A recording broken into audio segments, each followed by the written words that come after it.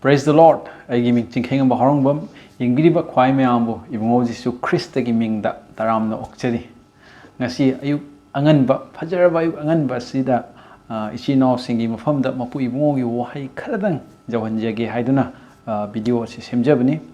Mapu ibungo gi wahai ihang share tawjagadaba se Ephesians pandup amagi padataret. Ephesians chapter 1 verse 7 dagi ayhak pajarake.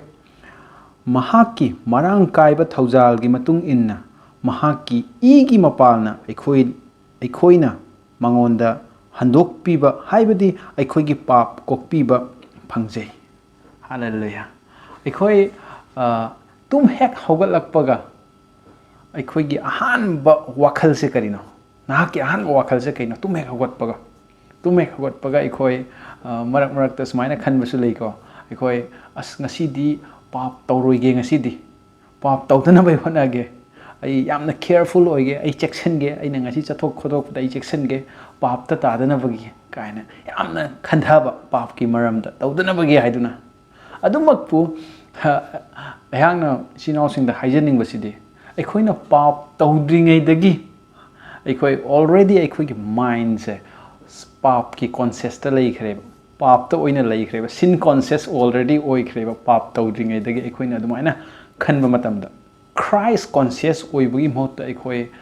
unintentionally sin conscious oi haijening basine sinaw sing aikhoina pap tawroi isagi pangalda yamna depend torokpa matamda as ngasidi ai athokpada pap tawroi mapan thokpada ai pap tawroi tawdana bagi honagani ai checksan gani kaina yamna pap lomda wakhal thambase kai haigani sin conscious oi haibasine sinaw sing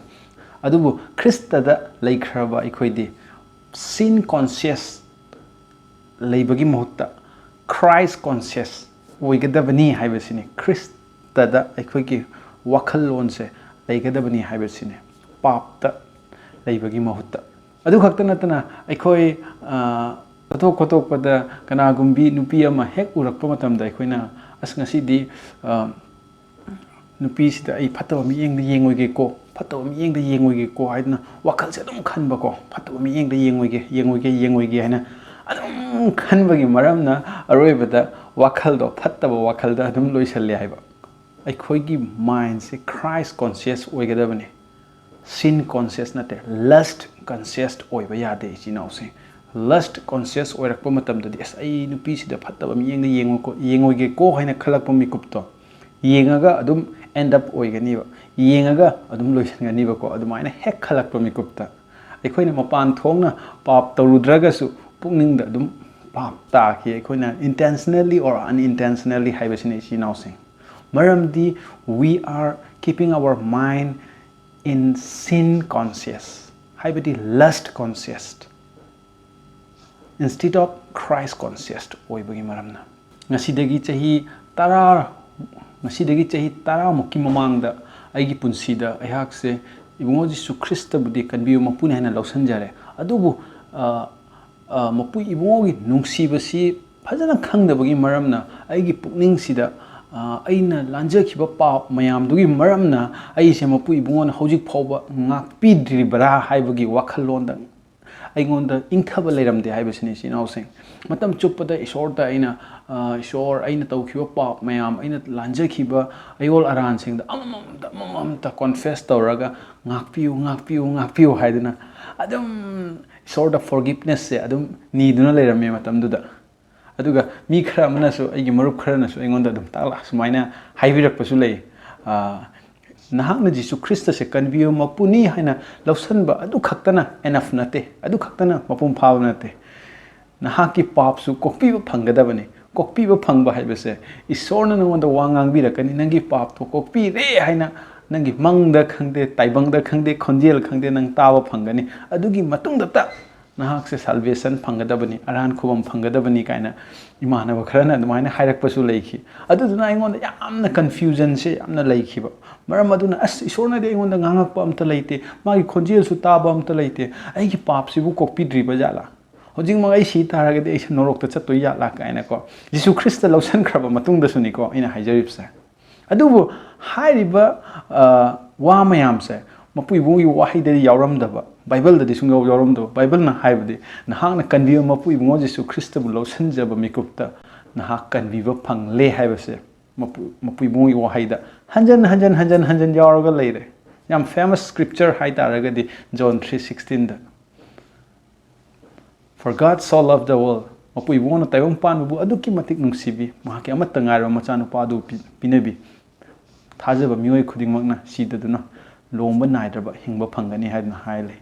ꯑꯁꯤꯗꯩꯁꯤꯗ ꯑꯃꯨꯛ ꯔꯤꯑꯦꯁꯨꯔꯦꯟꯁꯀꯤ concept ꯑꯃꯠꯇ ꯌꯥꯎꯗꯦ ꯍꯥꯏꯕꯁꯤꯅꯤꯗ ꯁꯨꯞꯅꯇꯒꯤ ꯅꯍꯥꯛꯅ ꯏꯕꯨꯡꯉꯣ ꯖꯤꯁꯨ ꯈ꯭ꯔꯤꯁꯇꯁꯤꯕꯨ ꯀꯟꯕꯤꯕ ꯃꯄꯨꯅꯤ ꯍꯥꯏꯅ ꯍꯦꯛ ꯂꯧꯁꯤꯟꯖꯕ ꯃꯤꯀꯨꯞꯇ ꯑꯩꯈꯣꯏꯗ ꯑꯔꯥꯟ ꯈꯨꯕꯝ ꯂꯩꯔꯦ ꯍꯥꯏꯕꯁꯤꯅꯤ ꯏꯆꯤꯜ ꯏꯅꯥꯎꯁꯤꯡ ꯂꯩꯔꯤꯕ ꯑꯔꯥꯟ ꯈꯨꯕꯝ ꯑꯩꯈꯣꯏꯗ ꯐꯪꯖꯈꯤꯕꯁꯦ ꯑꯩꯈꯣꯏꯒꯤ ꯁ꯭ꯄꯤꯔꯤꯆꯨꯋꯦꯜ ꯂꯥꯏꯐꯁꯦ ꯑꯩꯈꯣꯏꯅ ꯀꯔꯤ ꯍꯥꯏꯇꯥꯔꯦ ꯏꯁꯤꯡ ꯍꯩꯔꯒ ꯄꯥꯝꯕꯤꯁꯦ ꯑꯗꯨꯝ ꯆꯥꯎꯍꯟꯕꯒꯨꯝꯅ ꯃꯄꯨ ꯏꯕꯨꯡꯉꯣꯒꯤ ꯋꯥꯍꯩꯗ ꯑꯩꯈꯣꯏꯅ ꯃꯦꯗꯤꯇꯦꯠ ꯇꯧꯔꯒ ꯄ꯭ꯔꯦꯌꯔ ꯇꯧꯔꯒ ꯑꯗꯨꯝ ꯑꯩꯈꯣꯏꯁꯦ ꯇꯞꯅ ꯑꯩꯈꯣꯏ ꯊꯋꯥꯏꯔꯣꯝꯗ ꯆꯥꯎꯈꯠꯂꯛꯏ ꯍꯥꯏꯕꯁꯤꯅꯤ and that is a different case ꯑꯗꯨꯗꯤ ꯇꯣꯉꯥꯟꯕ ꯇꯣꯄꯤꯛꯇ ꯆꯠꯈ꯭ꯔꯦ ꯑꯗꯨ ꯃꯔꯨꯑꯣꯏꯅ ꯑꯩꯅ ꯍꯥꯏꯖꯅꯤꯡꯉꯤꯕꯁꯤꯅꯤ ꯑꯩꯈꯣꯏꯅ ꯀꯣꯟꯐꯦꯁ ꯇꯧꯔꯒ ꯄꯥꯞꯁꯦ ꯑꯩꯅ ꯂꯥꯟꯖꯈꯤꯕ ꯄꯥꯞꯁꯦ ꯏꯁꯣꯔ ꯉꯥꯛꯄꯤꯌꯨ ꯍꯥꯏꯔꯛꯄ ꯃꯇꯝꯗ ꯑꯩꯈꯣꯏꯒꯤ ꯄꯨꯟꯁꯤꯁꯦ ꯀꯔꯤꯗ ꯆꯠꯈꯤ ꯍꯥꯏꯕ ꯃꯇꯝꯗ ꯊꯋꯥꯏꯔꯣꯝꯗ ꯆꯥꯎꯈꯠꯄꯗꯤ ꯂꯥꯏꯔꯗꯅ ꯑꯩꯈꯣꯏꯁꯦ ꯍꯧꯖꯤꯛꯃꯛ ꯑꯩ ꯁꯤꯗꯗꯤ ꯅꯣꯔꯣꯛ ꯆꯠꯀꯗ꯭ꯔꯥ ꯑꯩꯁꯦ ꯑꯀꯤꯕ ꯐꯤꯌꯔ ꯑꯗꯨꯒ ꯏꯪꯊꯕ ꯂꯩꯇꯕ ꯑꯗꯨꯗ ꯏꯪꯊꯕ ꯂꯩꯇꯕꯅ ꯊꯜꯂꯛꯏ ꯍꯥꯏꯕꯁꯤꯅꯦ ꯄꯨꯟꯁꯤꯁꯦ ꯃꯔꯝꯗꯤ ꯑꯩꯒꯤ ꯃꯥꯏꯟ ꯑꯩꯒꯤ ꯋꯥꯈꯜꯁꯤꯅ ꯁꯤꯟ ꯀꯣꯟꯁꯤꯌꯁ ꯑꯣꯏꯕꯒꯤ ꯃꯔꯝꯅ ꯄꯥꯞꯇ ꯄꯨꯛꯅꯤꯡ ꯊꯝꯕꯒꯤ ꯃꯔꯝ ꯑꯣꯏꯗꯨꯅ ꯈ꯭ꯔꯤꯁꯇꯗ ꯄꯨꯛꯅꯤꯡ ꯊꯝꯕꯒꯤ ꯃꯍꯨꯠꯇ ꯑꯩꯒꯤ ꯄꯥꯞ ꯑꯩꯅ ꯂꯥꯟꯖꯈꯤꯕ ꯄꯥꯞꯇꯣ ꯃꯁꯤꯡ ꯊꯤꯔꯒ ꯂꯩꯔꯦꯕ ꯑꯩꯅ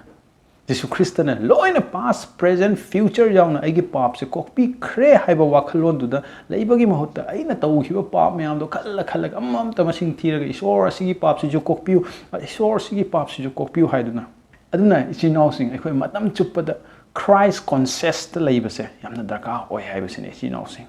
ꯑꯩꯈꯣꯏꯅ ꯑꯌꯣꯜ ꯑꯔꯥꯟꯗ ꯇꯥꯕ ꯃꯇꯝꯗ ꯑꯩꯈꯣꯏꯒꯤ ꯈꯣꯡꯊꯥꯡꯅ ꯁꯣꯏꯔꯛꯄ ꯃꯇꯝꯗ ꯑꯩꯈꯣꯏꯒꯤ ꯑꯁꯣꯏꯕꯗꯨꯗ ꯄꯨꯛꯅꯤꯡ ꯊꯝꯕꯒꯤ ꯃꯍꯨꯠꯇ ꯏꯕꯨꯡꯉꯣ ꯖꯤꯁꯨ ꯈ꯭ꯔꯤꯁꯇꯅ ꯑꯩꯒꯤ ꯄꯥꯞꯁꯦ ꯀꯣꯛꯄꯤꯈ꯭ꯔꯦꯀꯣ ꯍꯥꯏꯗꯨꯅ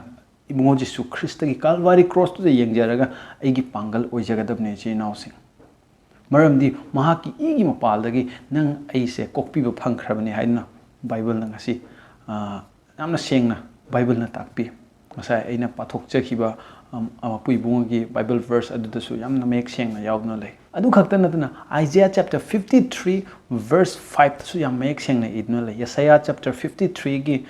ꯄꯗ 5ꯗ ꯌꯥꯝ ꯁꯦꯡꯅ ꯏꯗꯨꯅ ꯂꯩ ꯑꯩ ꯄꯥꯖꯔꯛꯀꯦ ꯑꯗꯨꯕꯨ ꯑꯩꯈꯣꯏꯒꯤ ꯂꯪꯖꯕꯒꯤꯗꯃꯛ ꯃꯍꯥꯛꯄꯨ ꯁꯣꯛꯍꯟꯈꯤ ꯑꯩꯈꯣꯏꯒꯤ ꯑꯌꯣꯜ ꯑꯔꯥꯟꯒꯤꯗꯃꯛ ꯃꯍꯥꯛ ꯄꯣꯞꯍꯟꯈꯤ ꯑꯩꯈꯣꯏꯅ ꯏꯪꯊꯕ ꯐꯪꯅꯕꯒꯤꯗꯃꯛ ꯆꯨꯝꯊꯣꯛꯄꯤꯕ ꯑꯗꯨ ꯃꯍꯥꯛꯀꯤ ꯃꯊꯛꯇ ꯇꯥꯈꯤ ꯑꯗꯨꯒ ꯃꯍꯥꯛꯀꯤ ꯆꯩꯐꯝꯅ ꯑꯩꯈꯣꯏꯕꯨ ꯅꯥꯕ ꯐꯍꯟꯈꯤ ꯍꯥꯏꯗꯅ ꯃꯄꯨ ꯏꯕꯨꯡꯉꯣꯒꯤ ꯋꯥꯍꯩꯅ ꯌꯥꯝ ꯁꯦꯡꯅ ꯏꯗꯨꯅ ꯂꯩꯔꯦ ꯑꯥꯏꯖꯤꯌꯥ ꯆꯦꯞꯇꯔ 53ꯒꯤ ꯚꯔꯁ 5ꯁꯤꯅ ꯌꯥꯝꯅ ꯃꯌꯦꯛ ꯁꯦꯡꯅ ꯑꯩꯈꯣꯏꯗ ꯎꯠꯄꯤꯔꯒ ꯂꯩꯔꯦ ꯍꯥꯏꯕꯁꯤꯅꯤ ꯏꯆꯤꯜ ꯏꯅꯥꯎꯁꯤꯡ ꯑꯩꯈꯣꯏꯒꯤ ꯄꯨꯛꯅꯤꯡꯁꯤꯅ ꯄꯥꯞꯇ ꯂꯩꯕꯒꯤ ꯃꯍꯨꯠꯇ ꯈ꯭ꯔꯤꯁꯇꯗ ꯂꯩꯕ ꯃꯇꯝꯗ ꯑꯩꯈꯣꯏꯗ ꯏꯪꯊꯕ ꯂꯥꯛꯏ ꯍꯥꯏꯕꯁꯤꯅꯤ ꯏꯆꯤꯜ ꯏꯅꯥꯎꯁꯤꯡ ꯃꯔꯝꯗꯤ ꯄꯥꯞ ꯁꯨꯡꯈꯪ ꯈꯪꯗꯕ ꯏꯕꯨꯡꯉꯣ ꯖꯤꯁꯨ ꯈ꯭ꯔꯤꯁꯇꯗꯣ ꯑꯩꯈꯣꯏꯒꯤ ꯃꯍꯨꯠ ꯁꯤꯜꯂꯒ ꯄꯥꯞ ꯑꯣꯏꯍꯟꯈꯤ ꯄꯥꯄꯤ ꯑꯣꯏꯍꯟꯕ ꯅꯠꯇꯦꯀꯣ ꯄꯥꯞ ꯑꯣꯏꯍꯟꯈꯤ ꯄꯥꯞ ꯍꯥꯏꯔꯤꯕ ꯑꯩꯈꯣꯏꯗ ꯂꯩꯔꯤꯕ ꯂꯥꯏꯅꯥꯁꯦ ꯃꯥꯅ ꯍꯧꯖꯤꯛꯀꯤ ꯂꯥꯏꯅꯥꯗꯨꯃꯛ ꯃꯍꯥꯛ ꯑꯣꯏꯈꯤ ꯔꯣꯃꯤꯌꯣ ꯄꯟꯗꯨꯞ 5ꯒꯤ ꯄꯗ 1ꯒꯤ ꯃꯇꯨꯡ ꯏꯟꯅ ꯑꯗꯨ ꯈꯛꯇ ꯅꯠꯇꯅ ꯑꯅꯤꯁꯨꯕ ꯀꯣꯔꯤꯟꯊꯤꯌꯥ ꯄꯟꯗꯨꯞ 5ꯒꯤ ꯄꯗ 12ꯒꯤ ꯃꯇꯨꯡ ꯏꯟꯅ ꯅꯪ ꯑꯩꯁꯦ ꯙꯔꯃ ꯆꯦꯟꯕ ꯑꯃꯃꯝ ꯑꯣꯏꯍꯟꯕꯤꯔꯦ ꯍꯥꯏ ꯃꯍꯥꯛꯅ ꯑꯩꯈꯣꯏꯒꯤ ꯃꯍꯨꯠ ꯄꯥꯞ ꯄꯨꯕꯤꯈꯤꯕꯒꯤ ꯃꯔꯝꯅ ꯍꯜꯂꯦꯂꯨꯌꯥ ꯑꯁꯨꯝꯅ ꯑꯩꯈꯣꯏꯅ ꯈ꯭ꯔꯤꯁꯇꯗ ꯌꯦꯡꯉꯒ ꯍꯤꯡꯕ ꯄꯨꯟꯁꯤꯁꯦ ꯍꯦꯛ ꯍꯤꯡꯒꯠꯂꯛꯄ ꯃꯇꯝꯗ ꯐꯠꯇꯕ ꯂꯥꯏꯅ ꯑꯩꯈꯣꯏꯗ ꯃꯦꯟꯇꯦꯜꯂꯤ ꯑꯩꯈꯣꯏꯗ ꯇꯣꯔꯆꯔ ꯇꯧꯔꯛꯀꯗꯕ ꯈꯔꯗꯤ ꯂꯩ ꯑꯩꯈꯣꯏ ꯊꯧꯔꯥꯡ ꯇꯧꯗꯨꯅ ꯂꯩꯒꯗꯕꯅꯤ ꯃꯗꯨꯗꯤ ꯀꯩꯅꯣ ꯍꯥꯏ ꯀꯥꯟꯗ ꯍꯦ ꯆꯤꯡꯈꯩ ꯅꯪꯗꯤ ꯉꯔꯥꯡꯁꯨ ꯄꯥꯞ ꯇꯧꯏꯅ ꯅꯍꯥꯟꯁꯨ ꯄꯥꯞ ꯇꯧꯏꯅ ꯍꯧꯖꯤꯛꯁꯨ ꯄꯥꯞ ꯇꯧꯏꯅ ꯑꯗꯨꯒ ꯄꯥꯞ ꯉꯥꯏꯍꯥꯛ ꯂꯩꯇꯅ ꯇꯧꯕ ꯅꯪꯅ ꯙꯔꯃ ꯆꯦꯟꯕ ꯀꯔꯝꯅ ꯀꯧꯗꯣꯏꯅꯣ ꯅꯪꯗꯤ ꯆꯤꯡꯈꯩ ꯅꯪꯗꯤ ꯄꯥꯄꯤꯅꯤꯅꯦ ꯀꯥꯏꯅ ꯇꯣꯏꯅ ꯑꯩꯈꯣꯏꯒꯤ ꯃꯥꯏꯟꯁꯤꯗ ꯄ꯭ꯔꯦꯁꯔꯥꯏꯁ ꯇꯧꯔꯛꯄ ꯌꯥꯏ ꯑꯗꯨꯕꯨ ꯑꯗꯨꯒꯤ ꯃꯇꯝꯗꯨꯗꯅꯤ ꯑꯩꯈꯣꯏꯅ ꯃꯔꯨꯑꯣꯏꯅ ꯑꯩꯈꯣꯏꯒꯤ ꯊꯥꯖꯕ ꯑꯩꯈꯣꯏꯒꯤ ꯑꯁꯦꯡꯕ ꯑꯥꯏꯗꯦꯟꯇꯤꯇꯤꯁꯦ ꯐꯣꯡꯗꯣꯛꯀꯗꯕꯁꯤꯗꯤ ꯍꯦ ꯁꯦꯇꯥꯟ ꯑꯁꯤ ꯑꯩꯅ ꯍꯧꯖꯤꯛ ꯍꯤꯡꯉꯤꯕꯁꯦ ꯑꯩꯁꯦ ꯑꯩ ꯅꯠꯇ꯭ꯔꯦ ꯈ꯭ꯔꯤꯁꯇꯗꯣ ꯑꯩꯉꯣꯟꯗ ꯍꯤꯡꯉꯤꯕꯅꯤ ꯑꯩ ꯈ꯭ꯔꯤꯁꯇꯒ ꯀꯥꯜꯚꯥꯔꯤ ꯀ꯭ꯔꯣꯁꯇ ꯁꯤꯃꯤꯟꯅꯈ꯭ꯔꯦ ꯍꯥꯏꯗꯨꯅ ꯑꯩꯈꯣꯏꯅ ꯍꯥꯏꯕ ꯌꯥꯏ Akhoi Galatia panduk anigi pada kunda yam sengna idna lei. I have been crucified with Christ. It is no longer I, but Christ lives in me haidna lei. Ai di Khrista ga siminakre. Hojik lady base ai nate. Ai ngon the lady base di Khrista mahaga duni haina. Yamna sengna haidna lei. Pataba lai na ai ngon da nangon da kudomi thilakpa matamda pataba lai du da nahanga tawgada base di Jisu Khrista da oina kudomi thinbiyo. Yengo Jisu Khrista na Calvary cross ta yalaga leiribase I tabiraga leiribase asise aigi mohut sillaga mahakna yanbiribane haibase setan da Jisu Khrista da oina kudom bithinbiga da bane hallelujah masi khakta aikoi Khrista gi pangal do aikoina aikoi gi punsi da ubo phangani haibasine ishor gi macha ama oibagi nungai ba do aikoi da leiba phangani ingthaba do aikoi da leigani akiba leira oi haibasine si nause Maramdi dharma chenba amagi lamchat sajati aphaba lamchat adune pap tawba haibado dharma chenba amagi lamchat nate nang aise dharma chele haina yamna mayek singna khangpa matamdadi dharma chenba gi lamchat ado automatically chalakani haibasine si nausing isa gi achumba identity do khoina khangna chalakpa matamdadi kanana su aingonda aisu aina tabaduda aini haina hairak lagasu aina thajagada ulaitre haibasine nang aigi achumba identity di you are the righteousness of God through Jesus Christ nahak achumba asengba mioi ado oirabne Jisu Christ gi mapaldagi nang aigi hona jamana sunat nate ko Jisu Christ na Calvary cross ta I tabiyogi maramna nang ai ipagi miyengda dharma chenba ama oina senthabi diune amen maram aduna aigi nungsijarbai si nausing aikoina pukning hanthaba matamda aikoina ayol aranda taruba matamda aikoina isana isabu condemn tawbagi mahutta isana lanjakhiba pap tu da pukning thambagi mahutta Jisu Kristana loibi khiba thabak aduda aikoina pukning thamina duna nang aise dharma chenba amani haiduna amka hana khanmina duna hariba dharma chenbagi lambi aduda aikoi imo Jisu Kristaga chatmina ba ngamsi mapui mogi wahai kharadang asidagi soidana karigumba kharadi nakhoida tamjaba phangjaramgani haiba thajai encouragement phangangani haiba thajai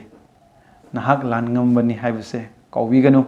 nahak lan ngamnana bai damakta lan soknaga daunate lan ngamle hairaga lan soknaga dabne aikoi khudingma Khrista da leikraba aikoi khudingma lan ngamba ngaktani we are the victor